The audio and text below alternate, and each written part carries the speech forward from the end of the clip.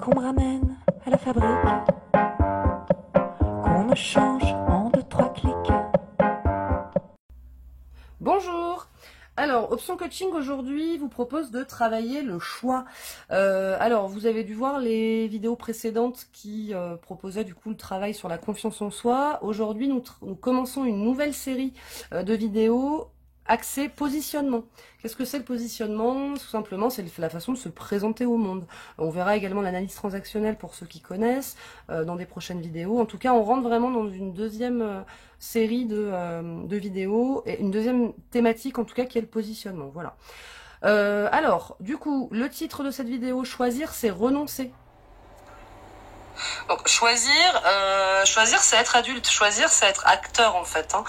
Si je choisis une option A, je prends en considération tous les avantages, tous les inconvénients de cette solution-là et je m'y engage effectivement de façon adulte. Voilà. Faire un choix, c'est être acteur. Faire un choix, c'est se positionner. Faire un choix, c'est exister au sein de ce choix-là.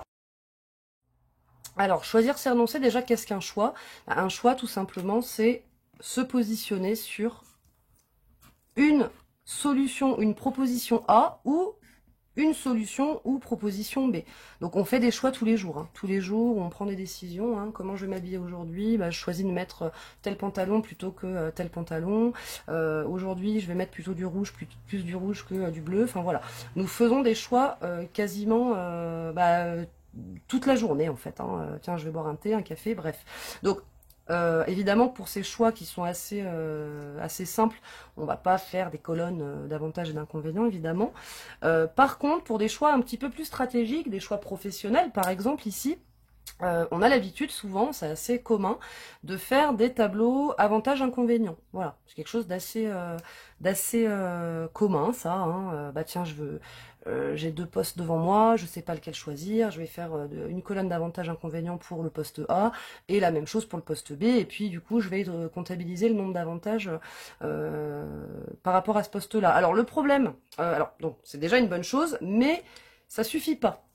Ça suffit pas d'additionner simplement les avantages. Pourquoi? Parce que regardez, moi ici, sur mes deux choix possibles, j'ai effectivement 4 avantages sur le poste A et j'ai aussi 4 avantages sur le poste B. Alors comment je fais? Si j'ai 4 avantages, souvent on est bloqué. Souvent on se dit tiens ouais super, j'ai le même, je suis un peu bloqué parce que j'ai le même nombre d'avantages. Alors certes pas les mêmes. Sur le premier poste, il y a une proximité qui est significative. Sur le poste B aussi d'ailleurs. Sur le poste A, l'équipe est plutôt sympa, l'évolution elle est possible, il y a une bonne cohésion. Sur le poste B, le salaire est attractif et voilà. Donc je vous ai mis des exemples ici. Sauf que le total ici c'est bien 4 et le total ici c'est bien 4. Donc malheureusement, ça va pas m'aider à faire un choix à ce stade-là.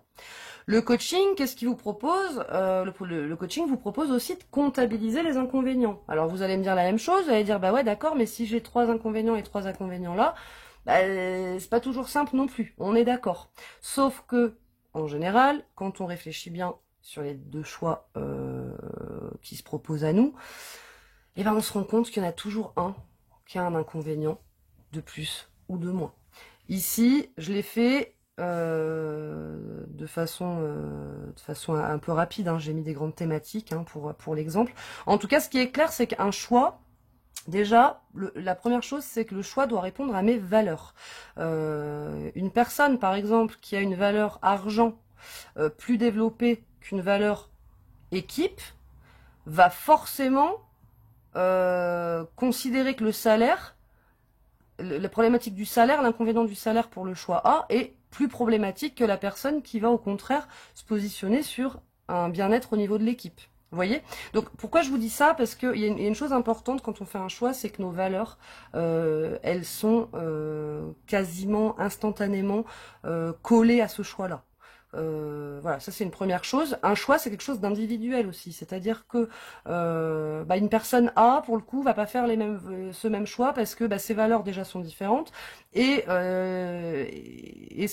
sa singularité effectivement va plutôt emmener vers un autre choix que le mien, d'accord? En tout cas, il existe une méthode pour cette comptabilité de points. Donc ici, vous avez bien compris, on a 4 avantages. Ici, on a aussi 4 avantages. Donc à ce stade-là, on est bloqué. Par contre, le coaching vous dit, regardez aussi les inconvénients, réfléchissez aux inconvénients, mettez les inconvénients en rapport avec vos valeurs.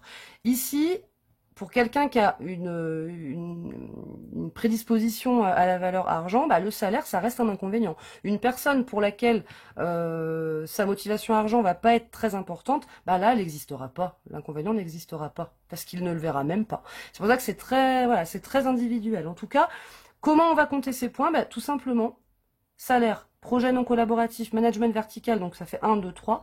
On va multiplier un inconvénient par 2. Donc ça veut dire, ici ça fait moins 2, ici ça fait moins 2, ici ça fait moins 2. Donc ici on est déjà à moins 6, d'accord? Pour le choix B, moins 2, moins 2. Ici on est à moins 4. Donc si on additionne 4, moins 4, ça fait 0. Alors évidemment le 0, faut pas le voir comme quelque chose de négatif, faut plutôt le voir comme une espèce de seuil comme ça, comme un seuil de rentabilité, j'ai envie de dire. Ici on est à l'équilibre. Ici, si je fais 4 moins 6, je suis à moins 2. Donc visiblement, le poste B est plus en adéquation avec mes valeurs et ma projection professionnelle.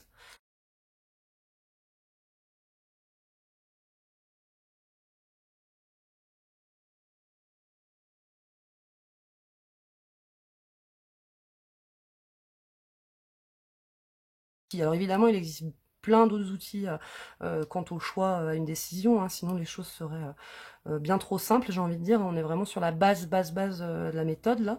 Voilà. En tout cas, c'est un outil qu'on connaît bien, qu'on a l'habitude d'utiliser, mais malheureusement, on l'utilise surtout pour les avantages. Alors du coup, problématique, bah, c'est que quand on reste sur les avantages, c'est pas suffisant. Il faut aussi aller voir les inconvénients.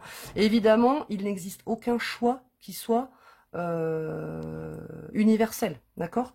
Un choix, c'est très individuel, ça répond à mes valeurs propres, à ma façon de voir les choses, ma façon de voir le monde au travail, ma sensibilité, mon histoire, voilà. Donc, il n'existe aucun bon choix, mais par contre, il existe mon bon choix.